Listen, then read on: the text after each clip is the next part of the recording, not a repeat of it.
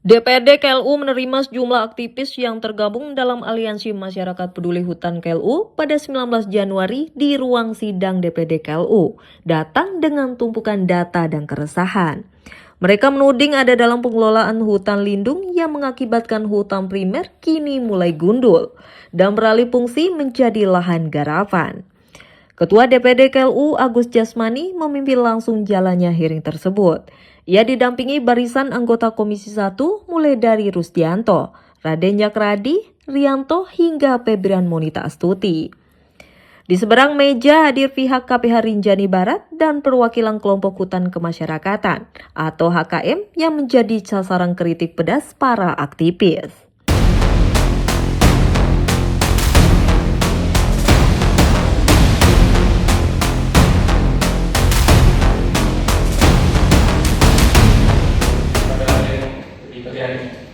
Jadi memang ada beberapa poin yang memang kami tanyakan baik dari kepada KPH di Barat, teman-teman AKM, mungkin nanti ditambahkan juga sama teman-teman saya. Jadi saya akan menanyakan beberapa poin. Yang pertama mengenai hal batas sih sebenarnya.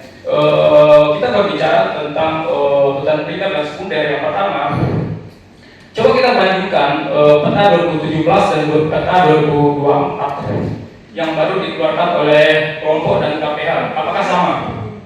Di peta 2017 jelas batas-batas antara hutan primer dan hutan sekunder, sedangkan di peta 2024 tidak ada. Mungkin itu nanti bisa dijelaskan.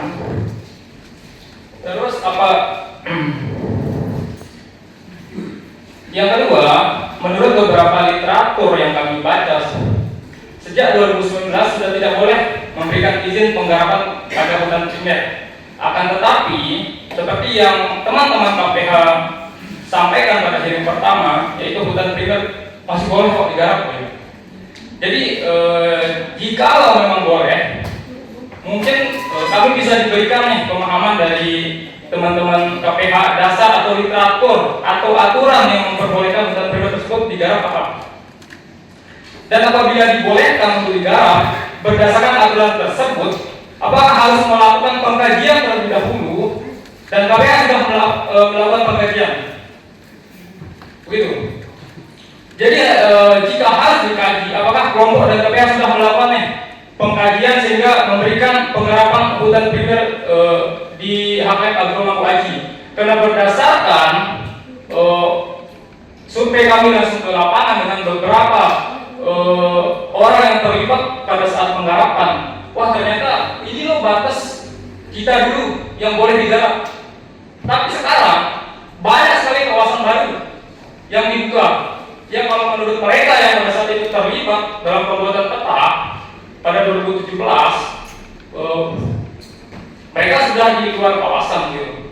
Mungkin itu termasuk hutan primer yang pada saat itu belum dikelola, dan memang hasil yang kami dapatkan di lapangan memang baru dibuka, belum ada tanaman sama sekali. Jadi memang baru dibuka dan kebanyakan pohon itu dirusak.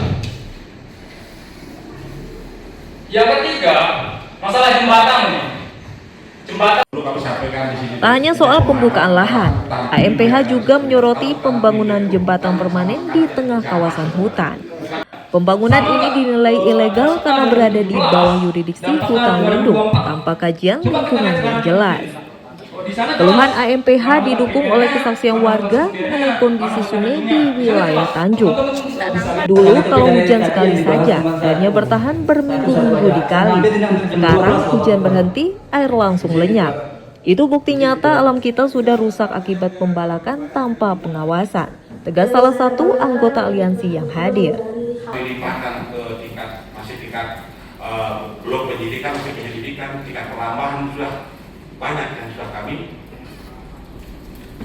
komunikasikan sama teman-teman Polres. Walaupun sampai saat ini belum ada misalnya produk tindak-tindakan itu yang masih di P21 kan, artinya masih dilanjutkan ke meja kerja, masih tahap kepemimpinan surat pernyataan seperti itu. Karena kami pun kadang-kadang dengan masyarakat sebagai tugas itu ngelihat mana masyarakat yang memang sport power, kegiatannya meramah, merusak, itu ya mungkin yang kami tidak lanjuti sampai ke, kalau masih bisa kami bina, masih mau mendengar, kadang-kadang itu diminta sama kepala desanya, minta untuk dibina bagaimana kita membuatkan mereka suatu pernyataan untuk tidak berbuat lagi merusak hutan sebenar-benarnya. Itu mungkin yang kami untuk Lombok Barat sendiri kami sudah P21 sudah ada 5 kasus, ditambah nanti kita lagi ada P21 lagi, udah ada 6 kasus yang kami P21 kan. Selain pembinaan-pembinaan yang kami lakukan berupa surat pernyataan. Mungkin itu. Terus sementara mungkin ada yang perlu saya jawab. Izin mungkin Pak? Ya, lanjut. Ya. Oleh karena itu, untuk fokus terhadap konteks surat yang masuk, yaitu terkait dengan tindak lanjut hasil hearing kita di tanggal 25 Februari 2025 yang lalu. Ada dua kembali diskusikan lagi di sini undangan waktu pihak dan kita sudah menyepakati beberapa poin. Jadi kita juga dulu mengundang Kadis LH, Camat Tanjung, Bapenda, Kapolsek, LHK, Kapolda Rinjani, Kepala Desa Tegal Maja, dan yang lainnya. Jadi saya pikir pertemuan tanggal 25 Februari 2025 itu seharusnya sudah menjadi kesepakatan yang kita sama-sama taati dan jawab soalan yang sudah kita sepakati itu. Oleh karena itu, maka pada pagi hari ini hearing yang akan diterima oleh Komisi 1 kita laksanakan pada pagi hari ini dan secara resmi saya nyatakan dibuka. Untuk lebih lanjutnya saya persilakan kepada Ketua Komisi 1 untuk memandu. Yoma menegaskan bahwa wilayah HKM Agro Mengkuaji memang berada di zona hutan lindung. Namun ia berdalih bahwa yang boleh dipungut masyarakat hanyalah hasil hutan bukan kayu atau HHBK seperti buah-buahan. Ia juga mengklaim bahwa pihak BPKH atau Badan Pemantapan Kawasan Hutan sudah mulai melakukan komunikasi untuk proses tata batas kawasan. KPH juga membeberkan prestasi mereka dalam penegakan hukum. Sepanjang tahun lalu mereka mengklaim telah membawa 6 kasus perusakan hutan hingga status P21 ke kejaksaan. Seringkali menjadi pilihan pertama sebelum masuk ke jalur hukum pidana. DPD KLU juga menyoroti masalah transparansi anggaran iuran HKM. Anggota Dewan menyayangkan jika dana yang ditarik dari masyarakat tidak kembali dalam bentuk perlindungan hutan, seperti pembangunan patok batas.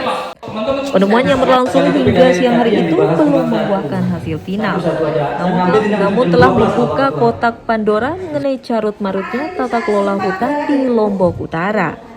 Sidang diakhiri dengan kesepakatan untuk melakukan peninjauan lapangan secara terpadu. DPD KLU berjanji akan terus mengawal kasus ini hingga pagar batas terpasang dan status hutan primer kembali aman dari aktivitas penggarapan ilegal. Dari Lombok Utara, tim liputan melaporkan.